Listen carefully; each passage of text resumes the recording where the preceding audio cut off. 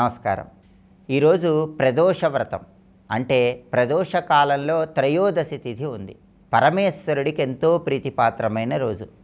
ఎప్పుడైనా సరే శుక్లపక్షంలో కానీ బహుళపక్షంలో కానీ ప్రదోష కాలంలో త్రయోదశి తిథి ఉన్నట్లయితే ఈశ్వరుణ్ణి ప్రత్యేకంగా అర్చన చేయాలని, దీన్ని ప్రదోష వ్రతం అనే పేరుతో పిలుస్తారని ప్రామాణిక గ్రంథాల్లో ఉంది. ఈరోజు ప్రదోష కాలంలో త్రయోదశి తిథి ఉంది కాబట్టి ప్రదోషంలో ఈశ్వరుడికి పంచామృతాలతో కుశోదకము అంటే దర్భలు కలిపిన జలాలతో అభిషేకం చేయాలి.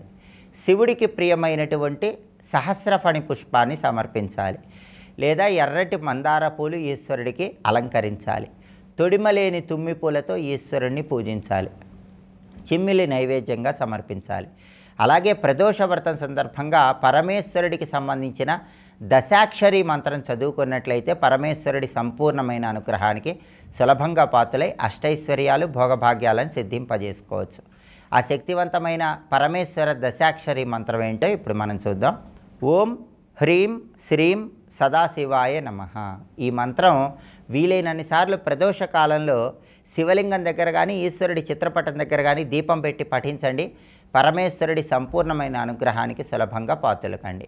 అలాగే శుక్రవారం సందర్భంగా లక్ష్మీ కటాక్షం కలగాలంటే, దరిద్ర దేవత గృహంలోకి ప్రవేశించకుండా ఉండాలంటే, లక్ష్మీదేవి సంపూర్ణమైనటువంటి భోగభాగ్యాలు అనుగ్రహించాలంటే మహిళలు కొన్ని ప్రత్యేకమైన నియమాలు పాటించాలి. ఎప్పుడూ కూడా మహిళలు కొన్ని వస్తువులు వాళ్ళ చేత్తో ఎదుటి వాళ్ళకి ఇవ్వకూడదు. అలా ఇస్తే లక్ష్మీ కటాక్షం తగ్గిపోతుంది. వాటిలో ముఖ్యమైనవి ఏంటంటే, మొట్టమొదటిది తలలో పెట్టుకున్న పూలు. మహిళలు ఎప్పుడూ కూడా వాళ్ళ తలలో పెట్టుకున్న పూలు ఎదుటి వాళ్లకు తీసి ఇవ్వకూడదు. సొంత గృహంలో వాళ్ళైనా సరే ఒకసారి తలలో పెట్టుకున్న పూలు తీసి ఎదుటి వాళ్ళకి ఇవ్వకూడదు. అలాగే మహిళలు చేతికి ధరించినటువంటి గాజులు తీసి ఎదుటి వాళ్ళకి ఇవ్వకూడదు. మట్టి గాజులు కానీ బంగారు గాజులు కానీ గృహంలో ఉన్నటువంటి బంధువులు ఇతర మహిళలకైనా సరే చేతికి ఉన్నటువంటి గాజులు తీసి ఇవ్వకూడదు. అలాగే నల్ల పూసలు. చాలామంది మహిళలు ఏదైనా కార్యక్రమానికి వెళ్ళేటప్పుడు ఒక మహిళ నల్ల పూసల గొలుసు ఇంకొక మహిళ ధరించి వెళుతూ ఉంటుంది. అలా ఎప్పుడూ చేయకూడదు. నల్ల పూసల గొలుసు అనేది ఒకసారి మహిళలు ధరించినప్పుడు దాన్ని ఎట్టి పరిస్థితుల్లో ఇంకొక మహిళకి ఏదైనా కార్యక్రమం ఉన్నప్పుడు కూడా ఇవ్వరాదు. ఎవరి నల్ల పూసల గొలుసు వాళ్ళకే ఉండాలి. కాబట్టి ఈ విషయంలో ప్రత్యేకమైనటువంటి జాగ్రత్తలు తీసుకోవాలి. అలాగే సాయంకాలం సూర్యాస్తమయం తర్వాత పాలు పెరుగు మహిళలు ఎదుటి వాళ్ళకి ఇవ్వకూడదు. అలాగే కొన్ని వస్తువులు మహిళలు ఇచ్చేటప్పుడు చాలా జాగ్రత్తగా వాటిని చేతికి ఇవ్వకుండా క్రింద ఉంచి తీసుకోమనాలి. చింతపండు మిరపకాయలు ఇలాంటివి కింద ఉంచి తీసుకోమని చెప్పాలి. అలాగే ఉచితంగా ఎవరి దగ్గర కొన్ని వస్తువులు మహిళలు తీసుకోకూడదు. ఒత్తులు ఎప్పుడు ఉచితంగా తీసుకోకూడదు. దూది ఎప్పుడు ఉచితంగా తీసుకోకూడదు. ఎవరి దగ్గరైనా దూది కానీ ఒత్తులు కానీ తీసుకుంటే ఎంతో కొంత ధనం ఇచ్చి తీసుకోవాలి. అలాగే ధనియాలు చేత్తో ఉచితంగా ఎదుటి వాళ్ళకి ఇవ్వకూడదు.